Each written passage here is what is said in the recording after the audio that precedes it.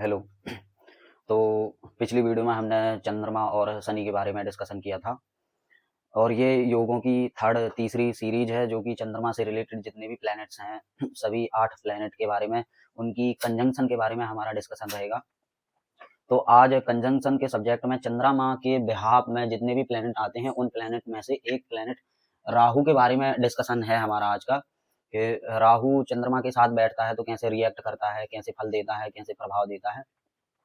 जैसे पिछली वीडियो में हमने चर्चा की है चंद्रमा और शनि से जो विषयोग बनता है, ठीक उसी प्रकार से आप थोड़ा सा इसे भी वैसे ही रिलेट कर सकते हैं। हालांकि थोड़े से सिग्निफिकेंस चेंज हो जाते हैं, लेकिन नेगेटिविटी में थोड़ा थोड़ा बस डिफरेंस रहता है और बाकी बहुत सारी चीजें मैच करती हैं।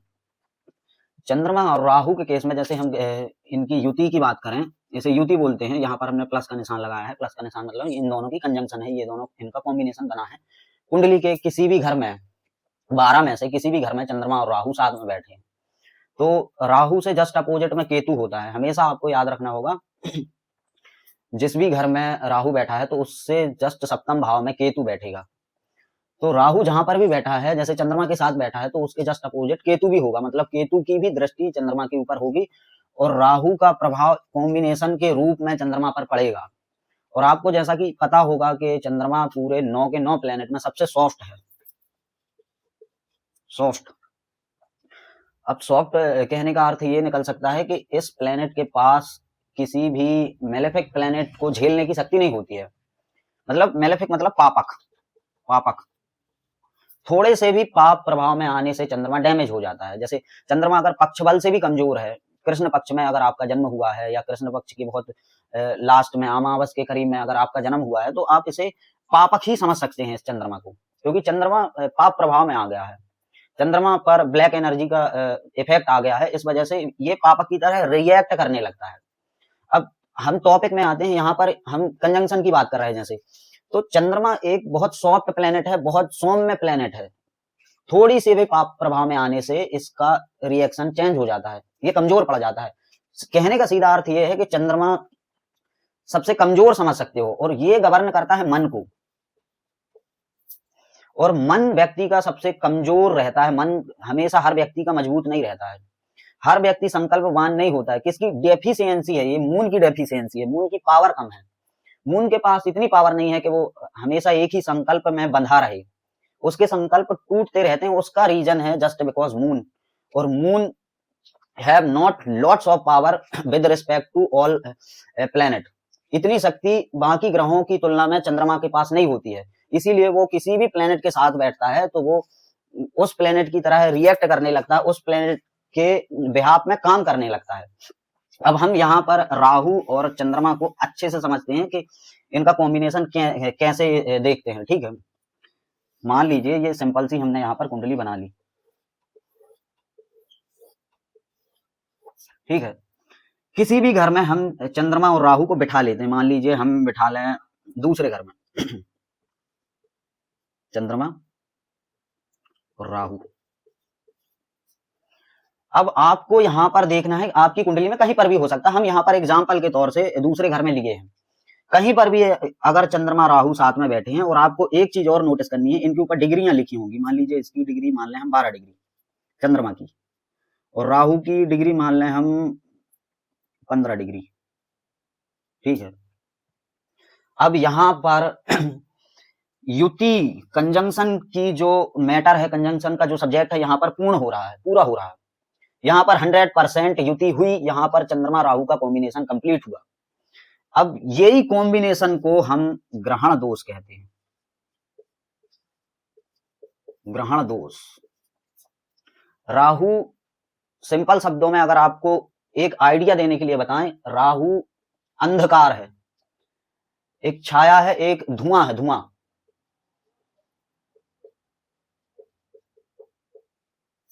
राहु एक धुआं है, एक अंधकार है, एक छाया है, एक भ्रम है। एक भ्रम है, और राहु की स्वयं की राशि नहीं होती है। इसीलिए आपको जो जिसकी भी आप कुंडली देख रहे हैं, जो भी कुंडली देख रहा है, जहां पर भी इनकी प्लेसमेंट है, वहां पर आपको एक चीज नोटिस करनी है कि राशि क्या लिखी है वहां पर। अब आपको आगे चल के ये भी सुनने को मिलेगा कि राहु की खुद की राशि नहीं होती, लेकिन राहु जिस भी राशि में बैठता है उस पर पूरा का पूरा निर्भर रहता है।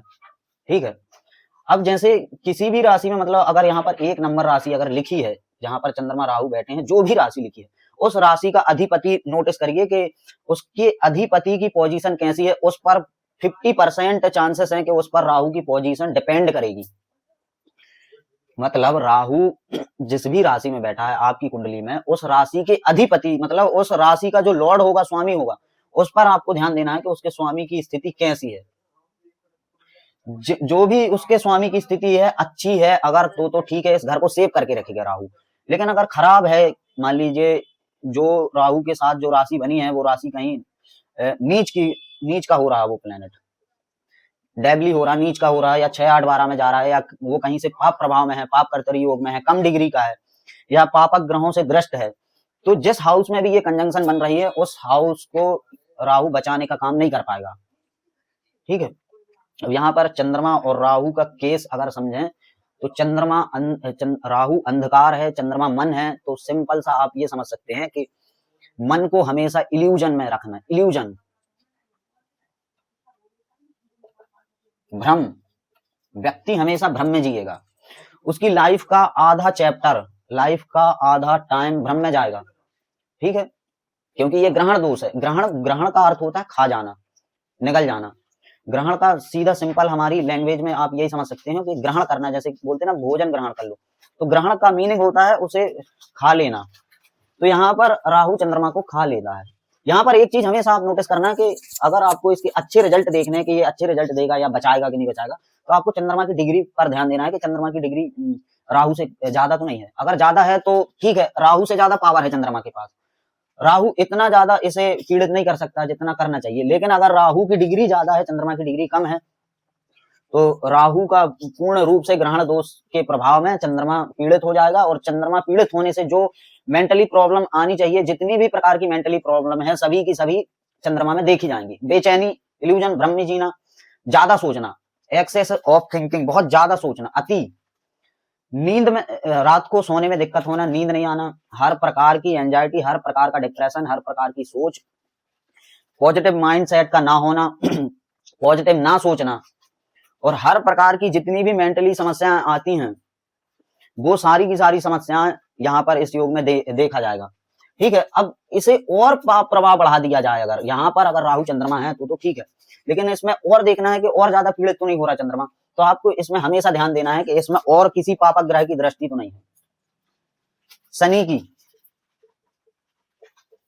केतु की। अगर इन प्लैनेट्स की इन दो में से एक या दोनों की यहाँ पर दृष्टि पड़ती है तो ये योग और भी भयंकर हो जाएगा, और भी प्रॉब्लमेटिक हो जाएगा। ठीक है। अब दृष्टि बस से नहीं, अगर ये और साथ में बैठ जाए, यहाँ पर राहु चंद्रमा के केस में अगर यहीं पर शनि भी आ जाए या फिर केतु आ जाए, तो ये पूरा का पूरा घर खराब हो जाएगा। और माइंड से, मन से जितनी भी प्रकार की समस्याएं हैं सारी की सारी मन के बिहाफ में पैदा होंगी। ये घर पीड़ित होगा ही होगा, लेकिन मन आपका पीड़ित होगा। पहली जो प्रेडिक्शन निकल के आ सकती है वो घर पीड़ित होगा, दूसरी प्रेडिक्शन मन पीड़ित होगा।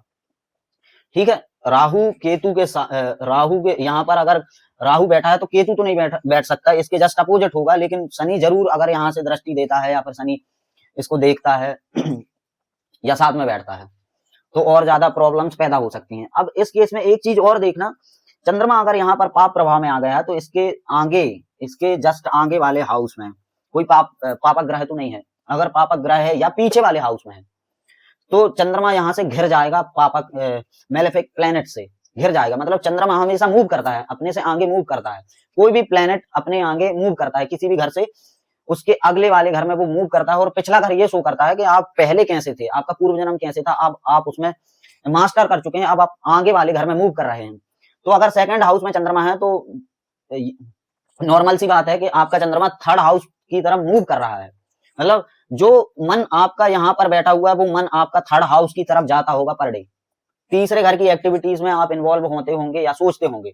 अब तीसरे घर में अगर यहाँ पर कोई और प्लेनेट आ जाए, शनि आ जाए, मंगल आ जाए, सूर्य आ जाए, ऐसे प्लेनेट आ जाए जो बहुत दमदार किस्म के प्लेनेट होते हैं, सूर्य, शनि, या फिर बहुत ही खराब प्रवृत्ति के प्लेनेट, तो यहाँ पर प्रॉब्लम्स दे सकते हैं।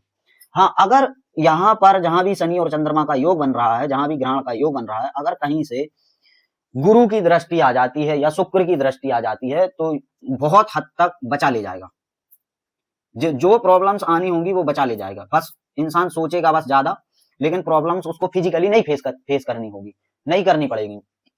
तो ये होता है चंद्रमा और राहु का केस। अगर गुरु कहीं से भी देखता है, गुरु अपनी नवम या फिर पंचम या फिर सप्तम दृष्टि से इन दोनों को देखता है, तो वो राहु के पावर को कम कर देगा, चंद्रमा के पावर को बढ़ा देगा। मतलब सबसे ज्यादा शुभ प्लेनेट की अगर संज्ञा दी गई है तो वो गुरु को दी गई है। मतलब गुरु शुभता फैलाने का काम करता है, उसकी अमृत दृष्टि है, जहां भी देखता है वो अमृत की बौछार करता है, वहां पर हीलिंग का काम करता है। गुरु कहीं से भी शनि और चंद्रमा के योग को देख रहा है तो वहां पर हील करने का काम करेगा। जिस भी घर में प्रॉब्लम्स आ रही है, जिस भी घर में नुकसान हुआ है, वहां पर हील करने का काम करेगा जुपिटर, गुरु बृहस्पति।